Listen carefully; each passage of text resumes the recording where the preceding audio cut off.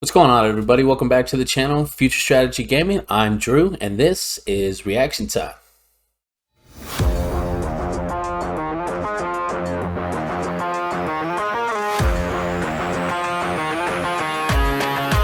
So first of all, thank you for coming back. I am back after my short hiatus because I was on vacation. Make sure to take care of yourselves. So in this reaction time, we're going to talk Asmongold. He has been playing ARR as well as the entirety of Final Fantasy XIV. Mostly the Gold Saucer for the last month, and he gives a review of A Realm Reborn, which a lot of people when he first started were saying that this would be the hardest content for him to get through. I think he's shown that he really likes it, so I'm interested to hear what he has to say. One thing I always like to point out with this particular video is we are on the Zach Rar channel, so he is not in character because Asmongold is a character, realistically speaking. So he's not in character. He gives an honest and genuine review. So let's see what he has to say. What's up, boys?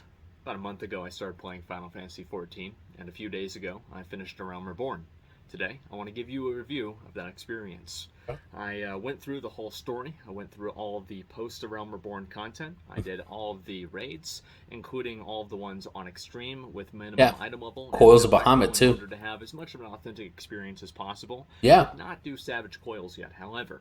And I have had a very good time. I think that I've actually really enjoyed myself. That's good. And before I get into just in general why I feel that way, I want to explain kind of what I went into it with the perspective of. Sure. Because going into Final Fantasy XIV, as I'm sure a lot of you guys know, I had a million people telling me, oh, you should play this class, you should play this server, you should play this way, you should keybind this way, you should play in this with this action bar, you should play with this add-on, you should play with a boost, you should not boost, etc. Right? I had a million voices in my head, and well, a million more voices in my head, and I just dude's in Texas in his cellar. Oh, I got a little far ahead, and he's got a beanie on. I'm hot for it. To tell me exactly how to play a video game, and at a certain point, I just told myself, well, listen, I'm going to play it the way I want to play it. I'm going to do it the way I want to do it, and which is why you probably enjoyed it. Final Fantasy XIV, and I felt to myself that this is a game that is primarily driven by that story, by that narrative process, and that's really what I want to focus on. So I played a lot of the game primarily as a single-player game.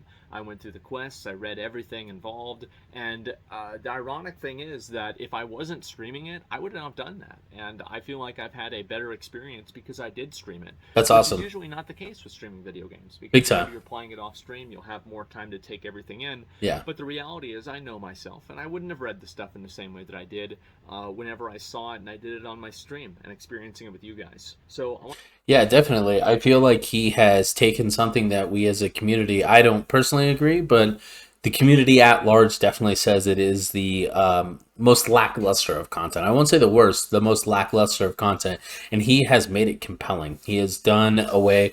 It's interesting. He renames, certain stuff, Lisa, Lomisa, whatever, stuff like that. It's unique. He obviously knows how to say it, but he's joking. Calling Alpha Node the Redditor, I think, is pretty funny. But he has turned something that we think is kind of a slog and really made it compelling content. So people who haven't seen Final can at least go, oh, wow, like this seems engaging. This seems fun.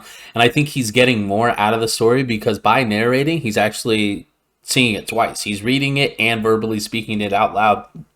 So the retention on his actual thought process that goes into all this is much higher, and I think he's really enjoying it because he gets a little bit more in depth and more connected to some of these characters. If you've seen any of his videos, he's definitely after some of the cute girls, but it's interesting to see his connection that we as players have made for our own other characters within the game. So this has been fun. I want to talk to you guys all about where those high points were, where the low points were, and just in general kind of how I felt about the whole story.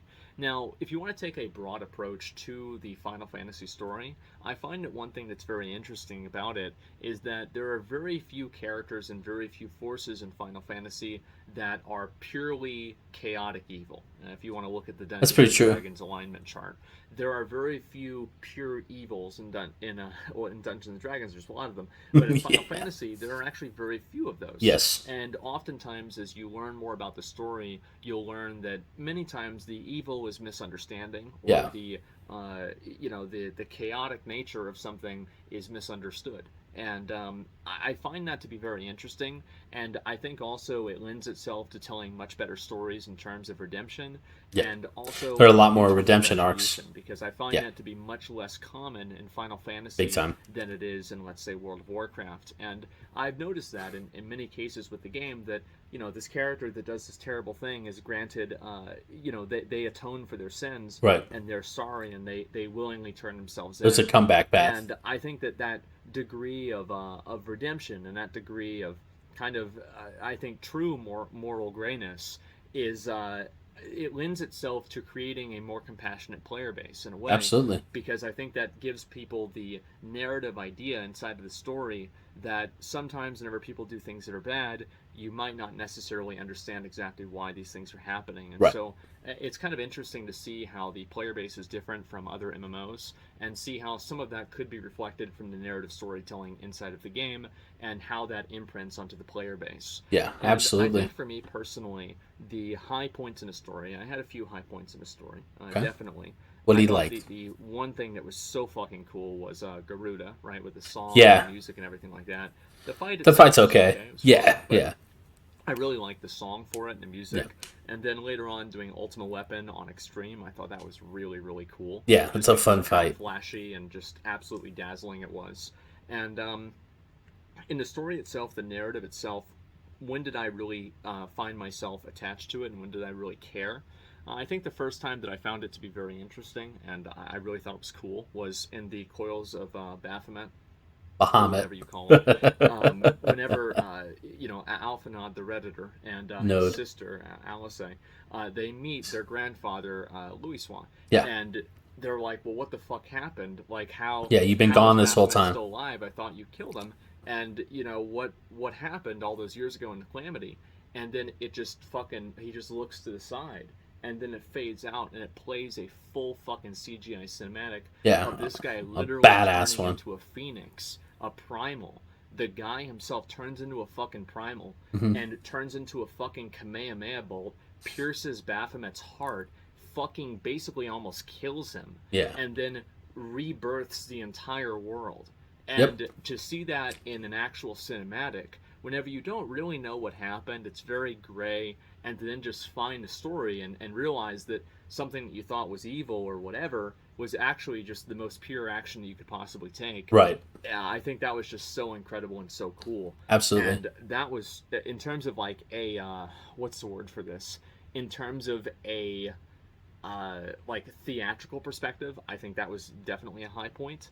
But if you want to talk about like what really got me and what really made me feel like this story is fucking cool and this is like really special is actually whenever you were going to the top of the fallen airship. Apparently there was like some big war and the Yeah. dragons The dragons. Yeah. interceded in the war, Midgard and there was this Summer. like giant dragon like Midgard Sommer like Yeah. wrapped himself around like the main like flagship, and the flagship went down and it killed everybody on the ship obviously, and also killed the Yeah. dragon. And but the dragon wasn't necessarily dead. No. Nobody really knew what was wrong with the dragon. Nobody knew what was going on. But there was an idea that the dragon was calling to the other dragons to attack this other place. So you go up, you ascend the top of the ship, and you finally get to the top of it, and you see the dragon, and the dragon's eyes turn red, and it starts talking to you. Yeah. And the dragon, it was supposed to be fucking dead. Great And now you're just storyline. having this conversation with this dragon. And what I thought was so fucking cool about that is that, especially even in a game like Final Fantasy, it becomes even harder to do this. Is that you have these moments in certain stories where the storytelling takes a story that has a scope of this and it turns it into Into this. that. And Yeah. it's so hard to have a moment like that and have it be as pure and as sublime as it has to be. Yeah, it's interesting. I remember making one of my first reaction videos to Asmon when he first got started, and the Shadowbringer storyline is something that I'm excited for him to review when he does it like this, not on his channel of Asmongold, but for the Zach Rar channel, which is this. Because it's very interesting to see how Final Fantasy as a whole does that, where they take a narrative that is this small, and through cinematics and through some storytelling, they bridge this gap that makes it this big. And me personally, I'm halfway through 5.3. I plan on finish that later tonight, and I've got some of my reaction already recorded. This I don't want to get sidetracked.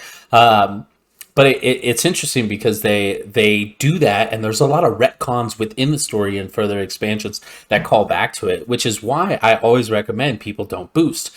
Yes, I know New Game Plus is out there. Realistically, to ask yourself, are you the kind of player who's going to boost, go play top end, and realistically spend time now to go back and play stuff you don't have to play?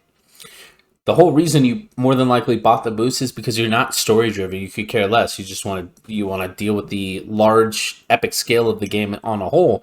And so that being said, I am so excited to see Heaven's Ward, Stormblood, Shadowbringers, all the reviews that are coming, not only from him, but some of the other players who I'm not going to mention just now, but some of the other players who are playing this for the first time and getting to experience it. I mean, shit, I'm only on 5.3, like I'm way behind, but I know about Stormblood, I know about Heaven's Ward and ARR, so it's fascinating to see people's takes and get to experience that again and remember where you were when you experienced that. Not just like, oh, you're sitting at your computer, but where you were in life. In I order have for that it to with really WoW. have that real pure impact and that real emotional response. Hmm. And I actually think that they did an incredibly great job with that. And that's So where I good. really kind of got hooked because I think to myself, like, where is the moment that takes the scope of what you experience and it takes the mysticism and the mystery Right. and the fantasy of the universe that you're part of and it just multiplies Expands it. it. Yeah. And I thought of a few examples, right? I think that in terms of like a personal example for me, it was whenever I It's got was to off the be coast of Westfall in World of World of Warcraft, and Warcraft. I Yeah. just started swimming in a direction, and I found the Gurbashi Isle, and I thought I ran the game at level 11 or level Oh, 15 or they're like something, and then I 50s. see these guys are level 63 elite, and I'm Yeah. like, I oh was my like, god, no chance. I had no idea what I was talking about. This game is way bigger than I could ever imagine. Right. And if you want to talk about like narratives, like where's another narrative that kind of had this same idea? I can come up with like two examples that are very good, I Okay. think, to prove my point. I think that the first example is in Lord of the Rings, whenever Gandalf comes back into Twin Towers, excuse me, Oh, after the Two fighting Towers, and the he comes Balrog. back, and they thought he had Is that what they're died. called? And he just, shows himself, Not Balrog. fucking disarms everybody else, Gandalf, or, Aragorn, Gimli, and Legolas in just a split second. And he's like, I'm back. I beat the fucking Balrog. It is And Balrog. this was Okay. just like, oh my god, And he's right? Gandalf This the you White would never at that expect point. this to happen. And it's like, it takes the scope of what Gandalf is, what he Yeah. represents, and Character everything, arc. Yeah. and it just makes the world so much bigger. And you have it that occurs in, again, like this very pure and this very, in a way, straightforward and sublime way. Yeah. And I think that's just what's so special about stories like this. And another example of this that I can use is the clips in Berserk. Whenever, obviously, like Griffith, this is I think that it might be obvious here, I don't. but there are going to be a lot of spoilers in this. So if you don't want any spoilers, you're probably already mad. But step away now. And anyway, Griffith ascends to becoming a member of the God Hand, I don't know. and Unfortunately, he I becomes don't know what Femto. he's talking about. And all the way up until then, you were just fighting. The Guts fuck's was fighting, Berserk? and Griffith fighting the Band of the Hawk. They're fighting like different random mobs. They Band of the fought Hawk. Nosferatu Zod, but it was just like some random guy. And the eclipse where you literally see Void and Slan and all the other members of the God Hand, and they're just God damn. there, and it just fucking happens, and it Berserk completely Musou turns everything on its head. And again, it takes a world that's like this and it makes it like came this. out in And I think that moment 2017. there It's been really 5 years, fucking got dude. me. Yeah. And that's If that was something a that I just spoiler, I then can't I fucking loved it, man. And the interesting. thing is Oh, you it's a have other manga. stories Okay. that try to have a moment like that, but the reality is that a moment like that occurs in a way naturally, and whenever you force it, it's not real. And I think the best example of a moment like that was forced is obviously whenever Sylvanas breaks apart the Helm of Domination Did and not need to opens the happen. sky It did of not. There's no way of the that would have Shadowlands. happened. And of Such a course, it mind does have fuck. that literal earth shattering perspective to it, but it doesn't have that emotional. No. Uh, She had already burned the it doesn't have that tree. emotional connection where, She, like, you are. where did she get the power to do It's it? like the painting where, like, man touches God. It's just And it doesn't have that divine presence to it that I right. think a lot of the other previous examples did. And well, Okay. actually, I think when all of those examples, literally a divine presence. But the point is that's the point in the story where I really, really was engaged. To I bridge thought that, that was the really Phoenix special and really to cool. Bahamut during the And CGI. other than that, I want to say the story in general, I think, was Bahamut. much better than what I had expected it to be. I think that Good. especially for an MMO, I can see why so many people are they're invested in the story and Big why time. so many people care about it so much. And I'm not surprised. I think that Yeah. it's incredible. I think it's very well designed. And I'll be honest, there are many cases in the story where I was very angry. I was like, just fucking Sure. kill him, kill him, kill him, kill him. And, I think I probably would have been right, to be honest. But, that's the way the He's story probably got a goes. couple of good And examples. it Yeah. does make me very excited to see what Heaven's Ward is going to have as well. Good.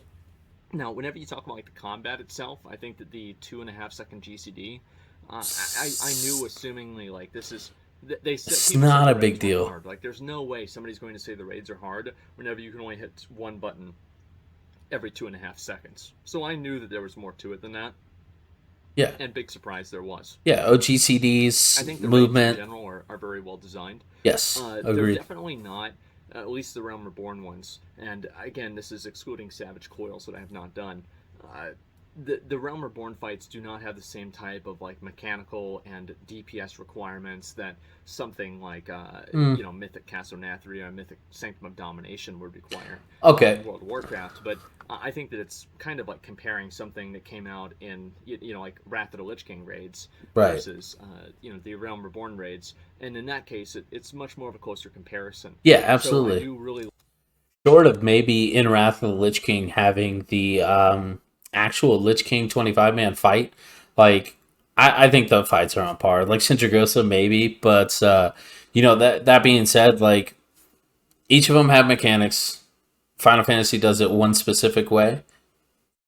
World of Warcraft does it one specific way. It's like these are your three mechanics of the fight. Go deal with it. And I just think there is more movement associated with ARR and where they're at, which is Wrath of the Lich King at the as far as time frame goes. Because you look at 2013. If you compartmentalize and you put it just let's isolate just that off, like they're on par. I mean, I think Savage Coils is definitely on par with Lich King Heroic 25. So look forward to doing more of the raids, and I felt like it's funny because as a he's going to be tank, stoked in Heaven's usually you Ward. just sit there and tank, right? That's about it. But we And did WoW, yeah. Noah, or the Rama. Forest Lord, the Lord of Levin, and Yeah, Rama. we did him, and it was like, again, right? This is what I used to have to do as a tank. Yeah. Now I have Now to it's do here. Yeah. this. Big And time. I'll Big admit, time. there was a little bit of growing pains there. It was hard Mm-hmm. for me to do, but I'm glad that I did. And I look forward to doing more fights like that as well. I think that there's a certain degree of overcoming challenges Big and time. winning in that way, especially whenever people know that something is difficult, and to overcome it like that's fulfilling to me, that I do find fun. And Yeah. I think that a lot of my audience enjoys it as well. So Agreed. I do really enjoy the raids. I think that's probably, if I had to say, like, why do I really, really like playing the game, besides the Gold Saucer? Why do I really, He really is like playing so the game? hooked on that. It's because of the raids. I think that the Yeah. raids are the most enjoyable thing for me. They're the most fulfilling thing for me. Sure. And they feel the best whenever we complete them and whenever I get better gear. There's like little small things, right, where like I wish that the numbers in the game displayed differently, kind of more like World of Warcraft. I feel Oh, like like the the truth combat is text. that Classic WoW, I think, has the best floating combat text of any game pretty much ever. Built And in. Yeah, built in. I think WoW does it great, where it's just like it just pops. Like if it's a crit, it explodes in your face. You're only seeing yours. I think where he's getting hung up is he probably hasn't adjusted any settings to make it so that he's only seeing specific stuff. And if he has, he's probably still seeing. You can only do so much with that. So I think he's not wrong in that situation. But I think as far as raids go, he had made a comment where the DPS requirements aren't the same. He hasn't experienced some of the harder content. I will say I love the fact that he goes in no echo, so it doesn't get any easier for him, and they sync item level. He's genuinely experiencing the content as it was when it first initially came out, and that is the absolute best way to go about it. love to see that, every other game from the future, from the rest of time, just take what Classic WoW does and just do that. Yeah, But it is overall, good. it's I'll not that agree. big of a deal. And I do think that the less of an emphasis on damage meters in general and damage in general does allow players to focus For more on the now. mechanics and take in the aesthetics of the fight rather than the specifics of the fight. And I think that does make for a more holistic experience. Yeah, for now, for So sure. overall, I've had a really great time. I think the story has been very compelling to me, and especially now that we're entering into Heaven's Ward, and I'm now talking to what's his name? What's he talking I'm about? thinking of his name, Count Dripula. Uh, Count Dripula? Count Four Temps or something like that. I don't Oh, remember. yeah, yeah. But Hearts of yeah, Fonstad, that's basically where we're at now in the story. I did the whole Dark Knight quest line. I which think is that was really badass. fun. Yeah. But it's funny for me to see that there's a lot of people that told me, "Oh, Realm Reborn is going to take you so long, and you're going to get so He's got bored." nothing It's like, else to what do you do. mean? Like I'm going to get bored? Like this is literally a quest that takes me 15 minutes. Like how am I going to get bored in 15 minutes? Like are you Totally. stupid? I did a achievement in WoW that required me to get 250,000 honorable kills. And in an entire day of farming, you would get maybe 1 or 2,000. Are Right. you kidding me that I would Right. get fucking bored? Not a chance. So I've really enjoyed that a lot, and I think all the little side activities like the gold saucer, like the chocobo racing, He etc. he I he if you haven't watched it, he is going ham on the gold saucer. It is hysterical. That's one thing I haven't gotten sunk into because I have too many other pertinent things that I need to get into. But I have dipped into the gold saucer before, and watching some of his stuff, he is so in depth when it comes to it. He loves triple triad. He loves the jackpots. He loves chocobo racing. Like this dude gets after it, and it's so nice because he's coming from multiple other games that just don't have these fully fleshed out content. You know, it's like there is individual progression within the gold saucer as far as chocobo racing goes, mahjong and triple triad going up and playing. But you know, it's very interesting that not a lot of other games have something so specific that is fully fleshed out. I think of the first one that comes to my mind. The two things that come to mind: Final Fantasy X Blitzball. I sunk hundreds of hours into that. I absolutely love that system. Honestly, I wish they would just make a game specific to that. I would play that nonstop. I'm not even gonna lie. And secondly, I think of The Witcher with Gwent. You know, having a fully fleshed out system that has no bearing whatsoever on everything else. It's so fun and refreshing to know that I don't need to go do my main story quest right now because I can go spend 4 hours in the gold saucer and just get lost. It's awesome. So if you haven't seen some of it, he rages out because when he's Asmongold, he's a character and he gets after it. But Chocobo Racing is so fun to watch because he gets so into it, and that's what you want. You want to see people who are enamored by this content because we love the content as much as he does. find those to be very fun as well. If you do, And it sounds stupid, but I'm actually really excited for the jumping puzzles in the game. that's not Apparently, there's stupid. one in Stormblood or something like that that I'm Yeah, going to be doing. I watched Rich fail on it for many hours. hours. Yeah, I So was gonna say either way, hours. I'm I'm just having a good time. I'm enjoying Great. myself. It's fun. I'm playing the game off stream and just trying to Damn. do what I want to do. And Damn. I've missed that a lot. Again, I think I say this in all of my videos as I'm wrapping everything up here. I'm not quitting WoW. I Yeah. really No. enjoy WoW as well. But it's been great to be able to play something different and to have a different perspective on the game. Yeah. And I think that it's helped me a lot. I really appreciate everybody who's been so supportive over this past month and everything, Good. with just watching the streams and just being positive in general. Yeah. Not only with the Final Fantasy content, but with the stuff that I did with WoW, and also the stuff that I did with New New World. World too. Yeah. And I look forward to doing more things like that that Yeah. are different and Ash's more fun creation coming in the soon. future. Yeah. And I really appreciate you guys giving me the confidence to be able to do that. So thank you. And I also look forward to doing Heaven's Ward and getting, apparently Good. if you get all the birds in Heaven's Ward, you get like this massive like golden like mass, I don't know, The like a mounts. golden Lugia pretty much. Yeah. Like we're doing that one. Yeah. He is a That's gonna huge happen mount 100%. collector. And I'm having fun, man. Good. It's Good for really him. enjoyable for me to just go through the game in the very very measured way that I have, and just take every experience one at a time and try to do everything in the most authentic way as I can. So Great. either way, I want to say thank you guys all so much for watching. I've really enjoyed the game, and I look forward to apparently doing the fun part of the game because No, he's been having I so much fun. enjoyed the post A Realm Reborn content. I thought it Right. was completely fine. Yeah. So if that was fun and that was enjoyable for me, I fully expect that Heaven's Word will be 1,000 times It's better. so And I good. very much Oh my forward to god, he's playing gonna it. have So so much I guess fun. that's about all I've got. I've enjoyed myself a lot, and I look forward to doing a lot more. So Great. until next time, boys, peace. Always does that. Okay.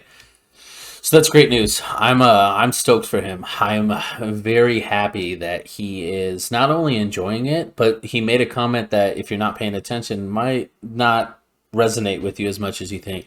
He's playing it off stream. You know, he said in one of his videos and during one of his live streams, someone not accused him, but said streaming's your job and playing WoW is your job, and that's not. He doesn't believe that. Performing, putting a performance on for an audience, that is his job as a streamer. Playing one specific game is not what he has to do. And I think what we're seeing now, and WoW has kind of been that eye opener for a lot of people. What I'm noticing is games are going to die, no matter what. Games. How many people do you know that still actively play Final Fantasy X? I'll load up Blitzball twice a year.